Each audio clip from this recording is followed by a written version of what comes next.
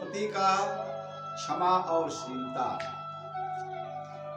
द्रौपदी अगले जन्म में भी वह भक्त थी।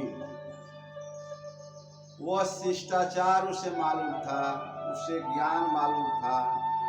वह हमेशा संतों के सभा में जाया करती थी, संतों के साथ बैठा करती थी। तो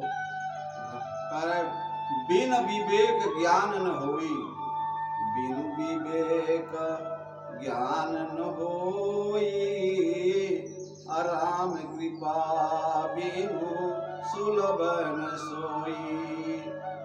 बिना सत्संग का ज्ञान नहीं होता है, और जब ज्ञान का प्रभु कृपा होती है तो भक्ति उसमें बसती है। द्रौपदी अगले जन्म में भी वह संतों के साथ बैठती थी और उसे सत्संग सुनती थी।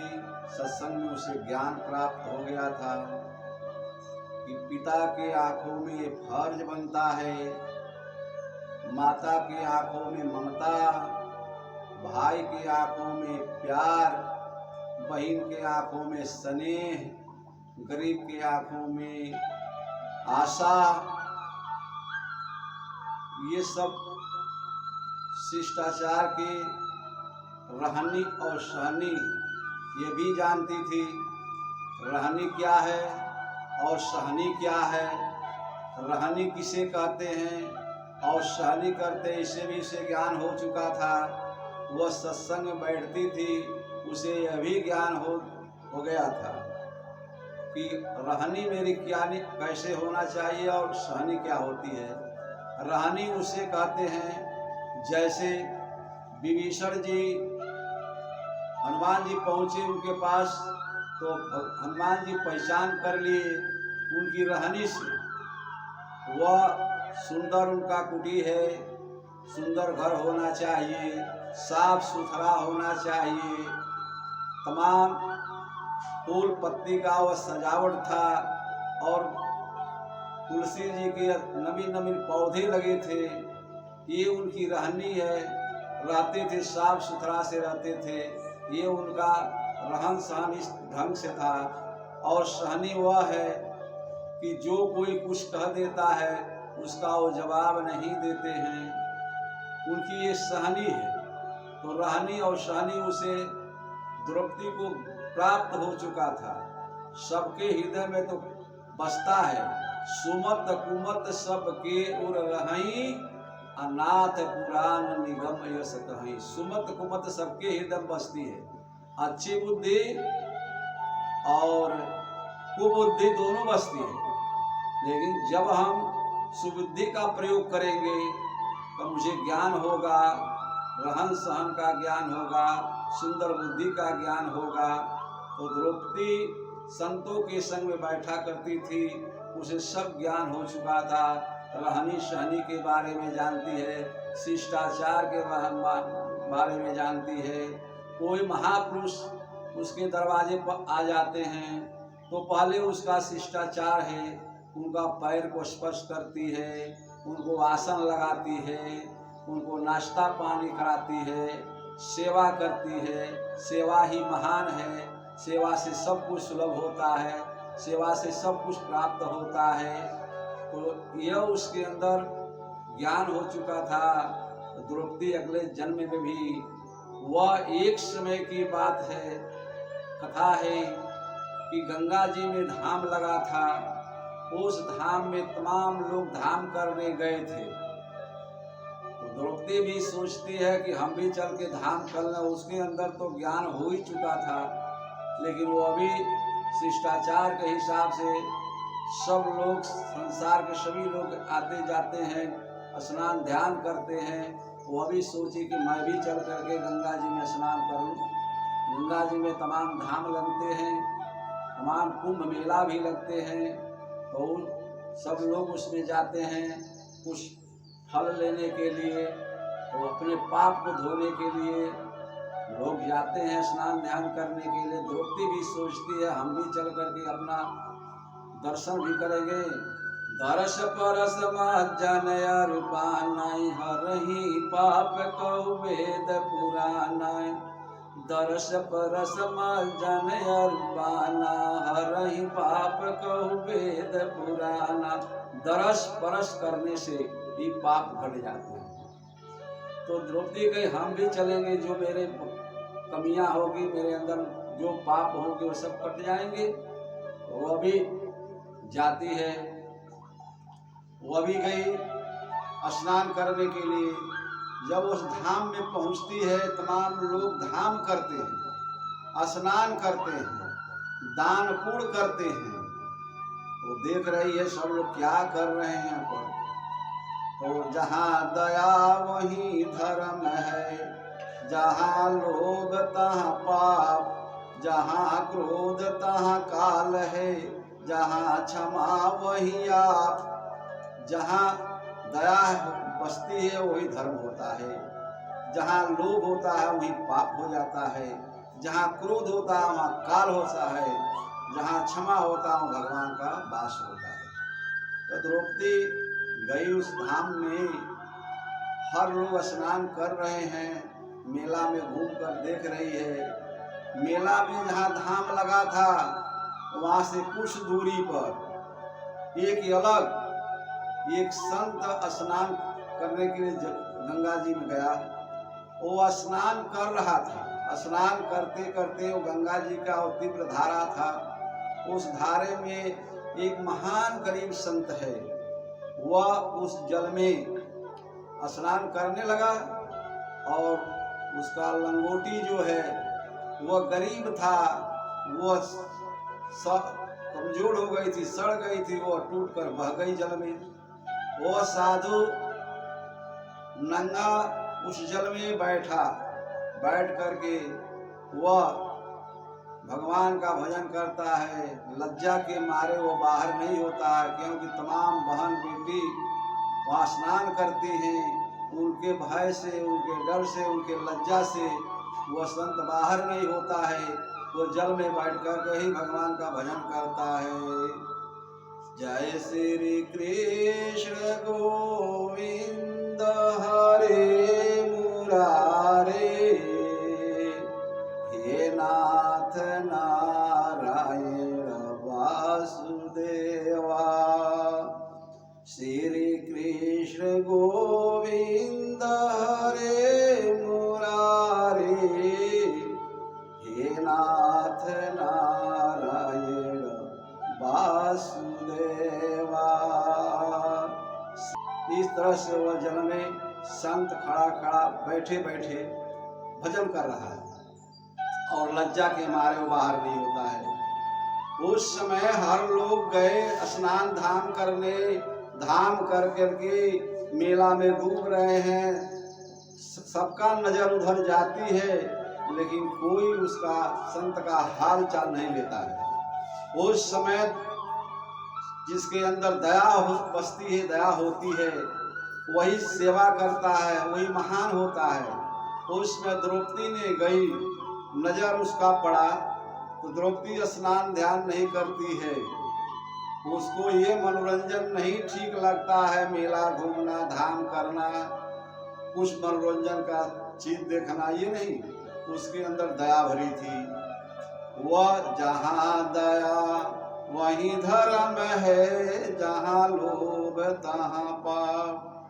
दया धर्म नहीं तना में मुखड़ा, क्या देखे दर्पण में। दर्पण में लग गई काई, तो दर्श कहाँ से आई। जहाँ दया वही धर्म है, जिसका दया नहीं है तो मुखड़ा क्या देखे दर्पण में। दर्पण में मुखड़ा का चेहरा तभी दिखाई देता है जब दर्पण साफ होता है, निर्मल होता है तो दिखाई देता है। जब दर्पण में काई लग जाएगी तो दर्श कहाँ से आई, तब दिखाई नहीं देती है। तो जब जहाँ दया रहता है वही भगवान को देखता है, उसका मन निर्मल होता है, वही देखता है। द्रौपदी ने चिन्हा कोई संत महापुरुष है, ये जल में गड़गड़ा रहा है। वो जाकर कहते हे महात्मा जी, हे परवरदिगार, आप क्यों जल में गुड़गुड़ा रहे हैं, क्यों जल से बाहर नहीं आप हो जा रहे हैं? तो संत जी कहते बेटा जाओ अपना काम करो, स्नान ध्यान तुम भी कर, लोग अपना स्नान ध्यान करते हैं, मेला घूमते हैं, मनोरंजन करते हैं, तुम भी जाओ करो, मेरा पीछा छोड़ दो। कहती बाबा नहीं, आप मुझे बतावे क्यों आप बैठे हैं जल में ही, क्यों कांप रहे हैं, गुड़गुड़ा रहे हैं, जल से बाहर क्यों नहीं होते? तो जब द्रौपदी उनको परेशान करती तो बाबा को अपना भेद बताना पड़ता है।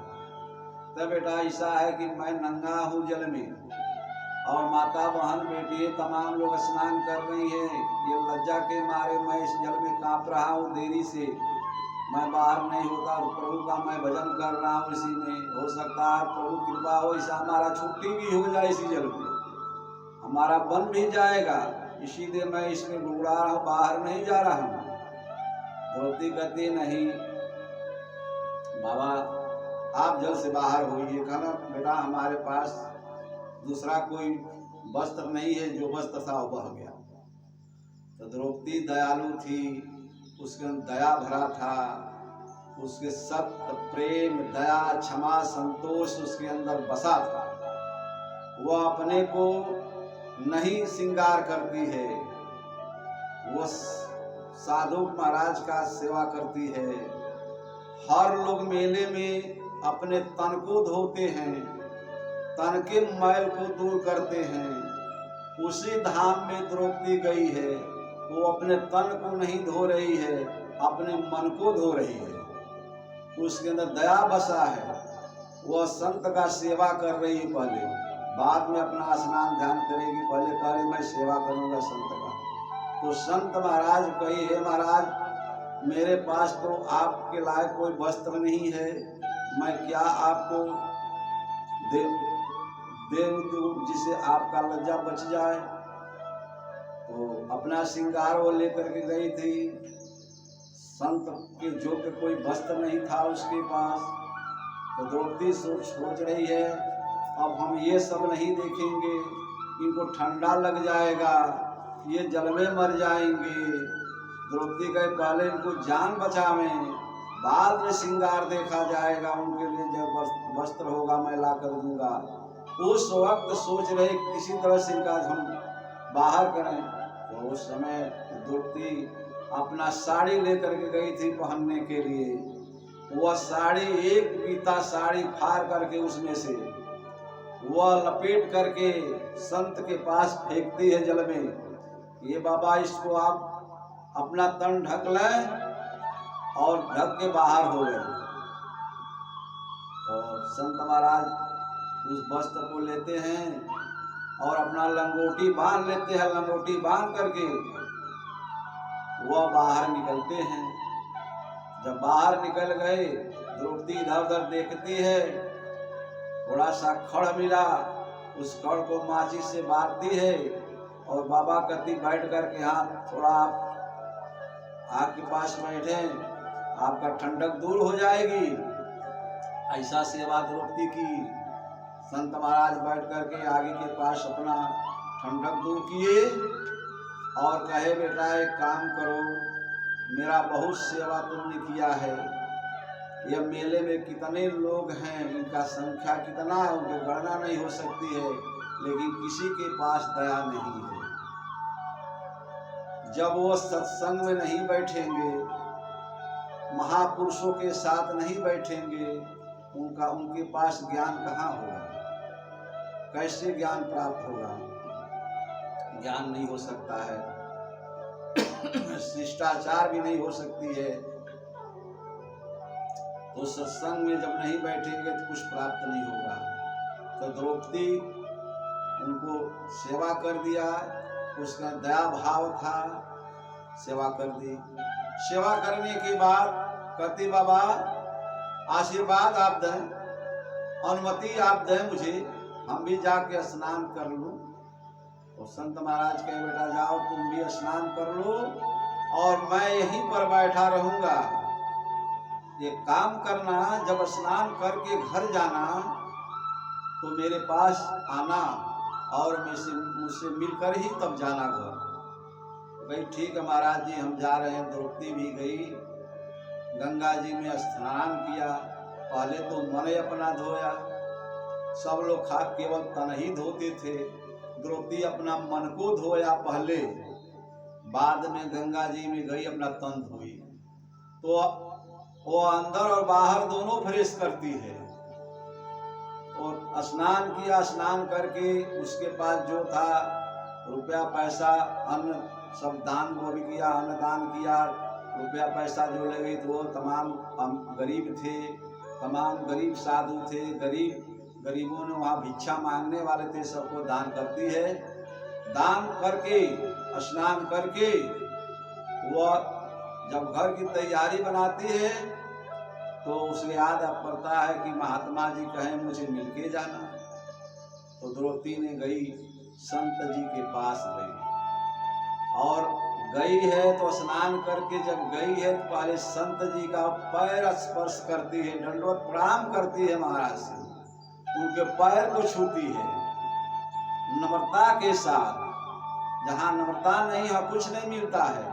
द्रौपदी ने उनको पैर छुई और कही महाराज जी मेले से कुछ लेकर के गई थी, सेवा भाव में फल लेकर गई थी। तो कही महाराज जी पहले दंडवत किया है, उनका स्पर्श, चरण का स्पर्श किया है। इसके बाद वह कही महात्मा जी थोड़ा सा सेवा में आप ले लें, प्रसाद ले लें, गंगा माता का प्रसाद है। तो संत जी ने प्रसाद भी पाए उसका। पाने के बाद कहे बेटा अब तुम घर जाना चाहती हो? हाँ बाबा हम घर जाएंगे। तो महात्मा जी कहते हैं मुझसे आशीर्वाद ले लो, तुम बहुत मेरा सेवा किया है। कहती बाबा आप गरीब संत हैं, आप क्या हमको देंगे? आपको दे करके मुझे बड़ी दया लग रही है, अगर आप आज्ञा दे तो आपको मैं लेकर के अपने साथ अपने घर चलूं, वहाँ घर पर सेवा आपकी करूं। महात्मा जी के बेटा नहीं, इतना ही बहुत सेवा हो गया। अब मेरा एक आशीर्वाद तुम्हारे पर रहेगा कि तुम जन्म जन्मांतर में जहां भी जाकर के जन्म लोगी वहां तुम्हें वस्त्र नहीं घटेगा। तुम मुझे वस्त्र दान किया है तो तुम्हें वस्त्र कहीं घटेगा नहीं। तो द्रौपदी को आशीर्वाद मिला, आशीर्वाद प्राप्त करके घर आई और महात्मा जी अपने कुटी पर गए। तो द्रौपदी जब आई घर पर कुछ समय के बाद, जब दुशासन वहाँ घर पर जब जुआ में हार गई, जुआ में हारने के पांचों पांडवा कौरव दल में, तो उसका हारने के बाद दुशासन उसको नंगा करना चाहा, उसके साड़ी को पकड़ लिया, उसको खींचना चालू किया, उसे नंगा करना चाहा। तो उस समय द्रौपदी ने संसार के सभी लोगों को पुकारती है, भाई बंद पांचों पति साथ बैठे हैं सभा में, बोल नहीं सकते हैं, बेचारी वो दीन है, दीन हो करके सबको पुकारती, आर्तभाव से बोलती है, मेरे पिता जो है या मेरे भाई जो है मेरे लाज को बचावें।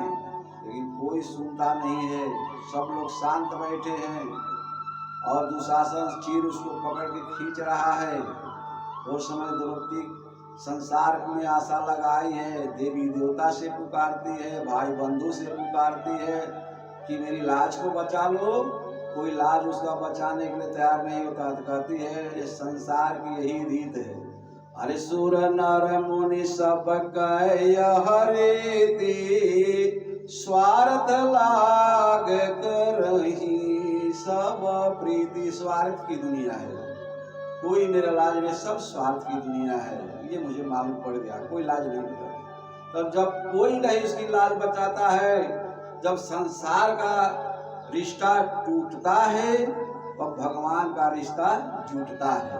वो संसार का रिश्ता तोड़ती है तब भगवान का रिश्ता जोड़ती है। तब बोल रही है अरे धाव धाव हो मदन मुरारी, आज लजिया बचाव हमारी। दुष्ट दुशासन महाबलकारी, आज खींचत बहमरु सारी। धाव धाव हो मदन मुरारी, आज लजिया बचाव हमारी। ये पुकार रही है, कृष्ण भगवान से कह रही है, प्रभु जी आज मेरी लाज बचाओ। आज दुनिया में कोई नहीं, दुनिया में है तो आप हैं, आप मेरी लाज बचा दो। पर हैं जेकर राम ना बिगड़ी है, ओ कर केहू ना बिगाड़ी। जेकर राम ना बिगड़ी है, ओ कर केहू ना बिगाड़ी। उस समय भगवान को याद करती है, जे पर प्रभु कृपा रहेगी उसका कोई बिगाड़ नहीं सकता है। क्योंकि द्रौपदी तो हमेशा भगवान के शरण रहती है, भगवान में उठती बैठती है, उनका हमेशा भजन करती है। वो तो भगवान का शरण गाती है, उसकी लात तो भगवान अवश्य बचाएंगे। तो कृष्ण भगवान ने द्रौपदी की साड़ी बन गए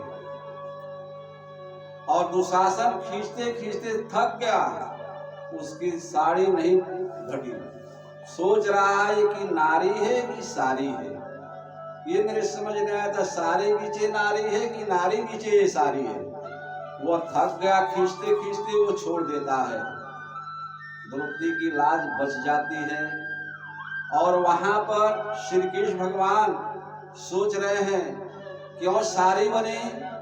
अरे जब जब होई धर्म की हानि, बाढ़ई असुर अधमय अभिमानी। जब जब असुर, जब जब दुष्ट राक्षस बसे संसार में उत्पात कर रहे, तब भगवान विविध प्रकार का रूप, अनेक प्रकार का रूप धारण करके उनका विनाश किया। तो भगवान उस समय रूप नहीं धरते हैं।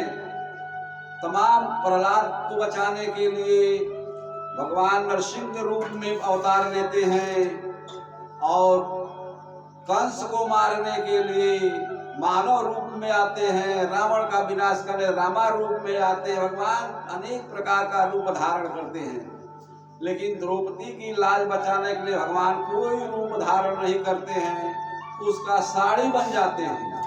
साड़ी क्यों बने? द्रौपदी जो अगले जन्म में उस बूढ़े संत को एक बीता चीर साड़ी दिया था दान में, वही जो दान में दिया जाता है वही मिलता है। जो अपने हाथ से दान कर देते हैं वही चल करके अगले जन्म में प्राप्त करते हैं, वही मिलता है। दूसरा कुछ मिलता होता है सारा छूट जाएगा, रुपया पैसा घर द्वार ही रह जाए, कुछ नहीं साथ जाता। जो अपने हाथ से दान करते हैं वही अगले जन्म में मिलता है। तो द्रौपदी एक बीता चीर दान किया था, वही अगले जन्म में चल गए उसको दान मिला। तो वह संत जो है कहा था, जन्म जन्म में जहाँ जन्म होगी तहाँ तुम्हें वस्त्र का कमी नहीं होगी। तो श्री कृष्ण भगवान ये सोचे अपने भक्त के तो जवान जो दिया उसका भी लज्जा बचाना है, द्रौपदी की भी लाज बचानी है। तो संत की आज्ञा का पालन किए, उनका जवान राखे कि तुम्हें वस्त्र नहीं घटेगा। तो वस्त्र भगवान बने, उनका भी मर्यादा रह गई और द्रौपदी का भी लज्जा बच गई। ये जो भगवान में हमेशा दृष्टा से भगवान में भक्ति करते हैं, भगवान में लीन रहते हैं, तो उनका हमेशा लोक और लोक दोनों बना रहता है। ये दया का घर है भक्ति का। यह भक्ति में ये सब प्राप्त होते हैं। जहाँ दया होती है वही भक्ति होती है, जहाँ दया नहीं बसती वहाँ भक्ति नहीं होती है। बोलिए श्यावर रामचंद्र भगवान की जय।